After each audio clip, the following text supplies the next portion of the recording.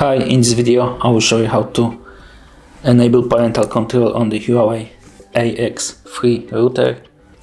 First thing you need to do is to open AI Life app by Huawei.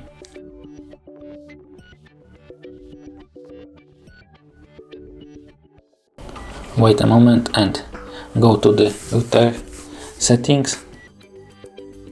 Tap on the parental controls. Add device, and there you can set the period when the internet connection will be active.